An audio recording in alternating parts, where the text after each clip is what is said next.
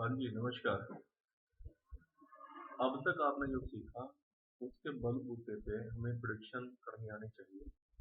तो प्रेडिक्शन कैसे करनी है, वो समझाने की कोशिश करूँगा, कृपया समझिएगा। तो ये कुंडली मैंने खोली हुई है, इसका नाम है रोनी अरोड़ा और जून 1984 इनकी डेट ऑफ बर्थ है। 8:08 शाम को PM ये पैदा हुए हैं। कहाँ? इंडिया में, बारामूला, जम्मू एंड कश्मीर। तो हमने ये कुंडली की, ओपन कर लीजिए। ओपन करने के बाद हमारे पास फर्स्ट पेज ही आता है। ये कुंडली का फर्स्ट पेज है। इसमें इस रोहिणी अरोड़ा की बर्थ डिटेल्स है, सारी चीजें मैंने नीचे आपको दिखाई सर। उसके बाद ये किस ऋतु में पैदा हुए और सारा कुछ इसमें आ जाता है। इसमें जो मेन चीज है वो देखने की कि जातक गंडमूलों में तो पैदा नहीं हुआ। अब जैसे आप जानते हैं बुध और केतु के नक्षत्र, तीन नक्षत्र होते और तीन के होते, इनमें जातक गंडमूलों में पैदा हुआ माना जाता है। तो यहाँ पर नक्षत्र शतभिषा नक्षत्र आपको यहाँ नजर आएगा। शतभिषा तीसरा चरण है, नक्षत्र स्वामी है राहु। तो नक्षत्र स्वामी राहु होने की वजह से ये गंडमूल नक्षत्र में पैदा नहीं हुए। ठीक है जी। तो उसके बाद ये आपका अगले सीजन में आएगा। ये योग करण किसे कहते हैं, क्या होते हैं। उसके बाद ये पूछा जाता है कई बार, जातक किस नाम क्या रखें, उसका उसका नाम अक्षर क्या है। तो नाम अक्षर आपको अक्षर के सामने मिलेगा सी। तो इस पेज पर आपकी इतनी हो सकती है जानकारी, लेकिन एक और चीज होती है कि ये देसी महीने जो होते हैं, देसी साल जो है, वो सारा यहाँ लिखा होता है कि ये विक्रमी संवत 2041 था। उस दिन आषाढ़ मास था, कृष्ण पक्ष था और सूर्य उदयकालीन तिथि षष्ठी थी। ठीक है। शतभिषा नक्षत्र था। तो ये सारा हमें देसी जो हमारे महीने होते हैं, देसी तिथि होती है, वो यहाँ से पता चलती है। अब आप आ जाए इस कुंडली पे, जिसको हम लगन कुंडली कहते हैं। आपकी अब तक यहीं तक की सफर तय हुआ है। लगन कुंडली में मैं सबसे पहले तो हमने देख लिया जातक गंडमूल में है या नहीं। उसके बाद हम देख लें कि जातक मंगलीक है या नहीं। तो इस कुंडली में जातक मंगलीक नहीं है। उसके बाद हम देख लें कालसर्प दोष है या नहीं। कालसर्प दोष नहीं है, क्योंकि गुरु और चंद्रमा इसके बाहर निकल गए हैं। बाकी सारे ग्रह एक साइड में है, तो गुरु और चंद्रमा बाहर निकल गए हैं। यदि हम राहु और केतु के बीचों बीच एक लाइन खींचे तो ये दो बाहर है, तो इसलिए नहीं है। उसके बाद हम देखें पितृदोष है या नहीं, तो वो भी नहीं है। ठीक है। तो ये सारा देखने के बाद हम देखें कि लगन के अंदर राशि कौन सी है। धनु राशि।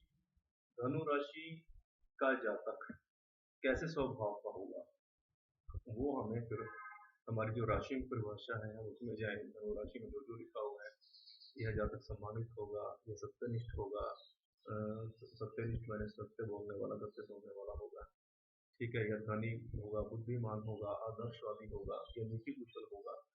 ये सब आपने अपनी अपनी लैंग्वेज में एक एक शब्द की एक एक लाइन बना देनी है और उसके बाद इसका स्वभाव पर कंप्लीट हो जाएगा। फिर आपने भाव वाइज लगन से लेकर 12th हाउस तक आपने घूम जाना है। पहला भाव लगन है। लगन का स्वामी गुरु लगन में ही विद्यमान है, तो हम ये कहेंगे कि ये जातक इंटरनली स्ट्रॉन्ग है, इसकी डिसीजन मेकिंग पावर स्ट्रॉन्ग है, सारा कुछ बढ़िया है इसका। ठीक है। उसके बाद हम देखें सेकंड भाव का स्वामी है शनि। वो अपनी उच्च राशि में है, धन से इसको कोई दिक्कत नहीं आएगी, कुटुंब से इसको कोई दिक्कत नहीं आएगी। तृतीय भाव का स्वामी है शनि, वो अपनी उच्च राशि में है, तो यहाँ भी ठीक है। लेकिन तृतीय भाव में चंद्रदेव विराजमान है, चंद्रदेव अष्टमेश है इस लगन के लिए। तो जैसा कि 12 लग्नों की गाथा में आपने पढ़ा था कि शुभ अशुभ और सम में धनु लगन के लिए चंद्रमा अशुभ ग्रह है। तो ये तृतीय भाव में पहुंच गए हैं, तो थोड़ी सी ये गड़बड़ करेंगे। लेकिन क्योंकि तृतीयेश शनि बहुत अच्छी पोजीशन में है, तो गड़बड़ इनकी थोड़ी बहुत ही रहेगी। उसके बाद चतुर्थेश है गुरु, क्योंकि चतुर्थ भाव में कोई ग्रह नहीं है, तो गुरु को देखेंगे।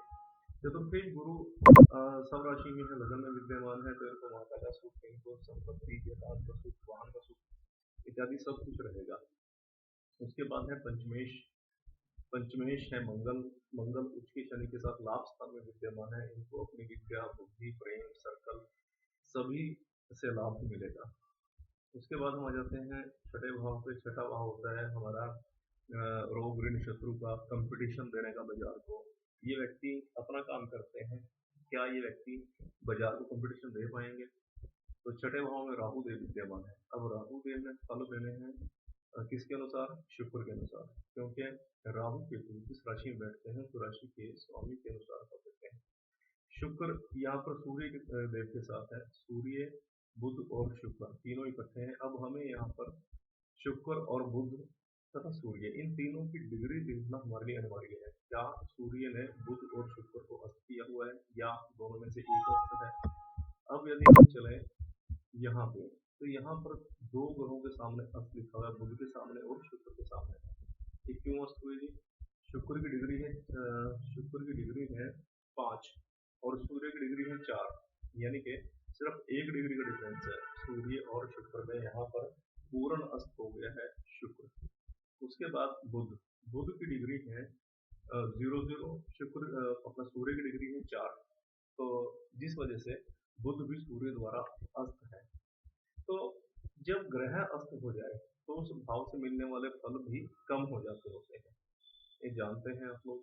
तो ये बाजार को कंपटीशन नहीं दे पाएगा उतना, यहाँ पर ये थोड़ा ढीला हो गया। ठीक है जी। उसके बाद आप ये लेके चलें कि रोग ऋण शत्रु, ये शत्रुओं पर हैवी नहीं हो पाएगा। वैसे तो राहु देव विद्यमान है कुंडली के अंदर, लेकिन छठे भाव में, लेकिन षष्ठेश वीक है, जिसकी वजह से ये बाजार को कंपटीशन नहीं दे पाएगा, शत्रुओं पर हावी नहीं हो पाएगा और इसको थोड़ी सी दिक्कत रहेंगी। उसके बाद चलते हैं हम सप्तम भाव। सप्तम भाव का स्वामी है बुध, सूर्य ने इसको भी अस्त किया हुआ है और 0 डिग्री का है, तो इसको दैनिक आजीविका में थोड़ी दिक्कत रहेगी, इसको मैरिज लाइफ में थोड़ी प्रॉब्लम रह सकती है, जितना सुख मिलना चाहिए उतना नहीं मिलेगा, तो यहाँ पर ये प्रॉब्लम्स हैं। अब एक सूर्य देव यहाँ बैठे हुए हैं, सूर्य देव है नवमेश, नवमेश होने की वजह से सूर्य देव इनको तो शादी के बाद इनका भाग्य उदय होना, भाग्य का साथ देना जिसे कहते हैं, वो स्टार्ट हो सकता है। अष्टम भाव की हम बात कर चुके हैं, चंद्रमा बैठे हुए तृतीय भाव में। नवम भाव की हम बात कर चुके हैं, सूर्य यहाँ बैठे हुए हैं। दशम भाव का स्वामी है बुध, बुध 0 डिग्री का है, तो काम से संबंधित भी इसको उतनी सफलताएं प्राप्त नहीं होगी। उसके बाद 11th हाउस का स्वामी है शुक्र, मंगल और शनि बैठे हैं। मंगल इस लगन के लिए अच्छा है, शनि भी इस लगन के लिए ठीक है, तो लाभ इसको मिलते रहेंगे।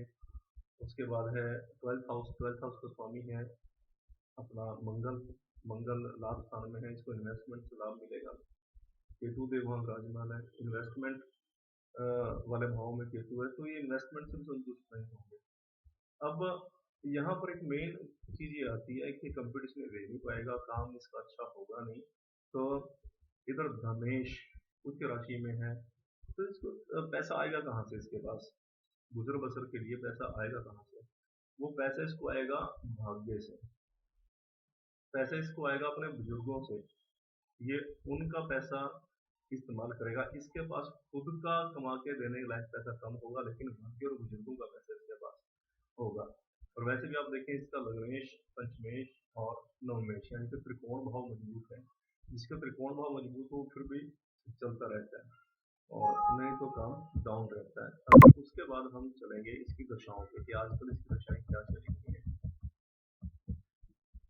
इसकी दशाएं चली हुई हैं जी, शनि की महादशा है और राहु का अंतर है, और प्रत्यंतर यदि हम देखें इसका, प्रत्यंतर है इसका आजकल शुक्र का, जो 20/4/2023 से रहना है और 11/10/2023 तक रहेगा।